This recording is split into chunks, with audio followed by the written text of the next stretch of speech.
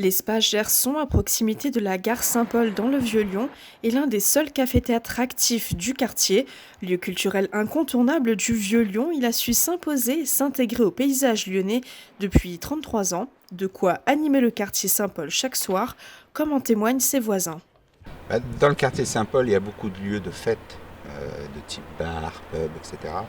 Mais il n'y a pas tellement de lieux de spectacle. Il y a un théâtre sur les quais aussi. Mais dans l'ensemble, c'est plutôt des lieux où faire la fête et moins où voir des spectacles.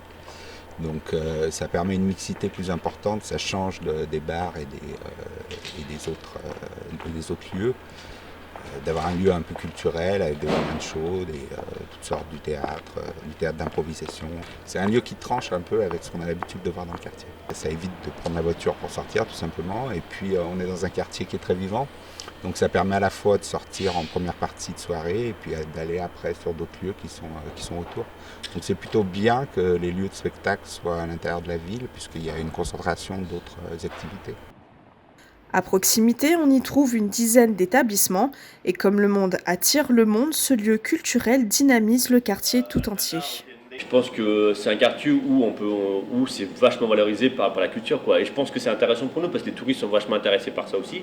Donc ça fait aussi attirer du monde, quoi. Ça fait attirer du monde, des touristes, etc. Et puis des gens qui connaissent pas forcément Violon qui viennent aussi parce qu'il y a des spectacles et derrière qui peuvent aussi sortir pour se restaurer, pour aller au bar, etc., etc.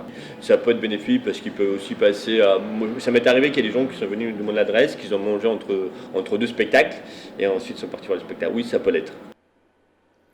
Tout le monde dans le quartier y trouve son compte, certains sont même des habitués du café-théâtre L'Espace Gerson. Ah bah nous on aime bien, surtout que c'est des gens c'est une équipe qui est assez agréable et c'est une programmation qu'on va voir de temps en temps qui est assez sympa et ça anime un petit peu le quartier, ils sont pas tout seuls non plus.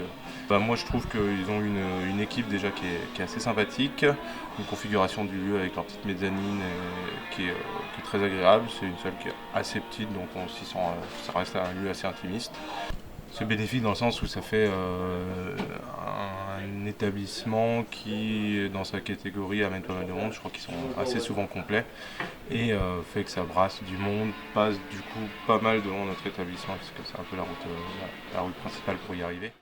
Bien qu'il y ait un autre café-théâtre peu actif juste à côté, il n'y a aucune concurrence entre eux. C'est plus une relation amicale, une relation de bon voisinage.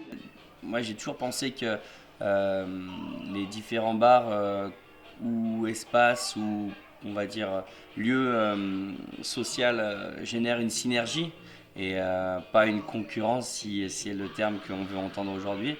Même les copains juste à côté, l'espace Gerson un peu plus loin derrière, etc. Non, c'est une belle synergie pour le quartier. Eux, ça peut arriver de venir avant, pendant le travail, pour boire un café, discuter, échanger par rapport au quartier, différentes personnes. C'est la vie de quartier, c'est-à-dire que on va se retrouver côte à côte à acheter le pain dans la boulangerie d'à côté, discuter comment ça va. C'est des amis dans le sens où c'est des belles personnes en général qui acceptent les gens et qui proposent de superbes spectacles. Donc c'est des gens très intéressants. Le quartier Saint-Paul a ainsi son propre centre culturel à quelques mètres du pont La Feuillée de la Saône.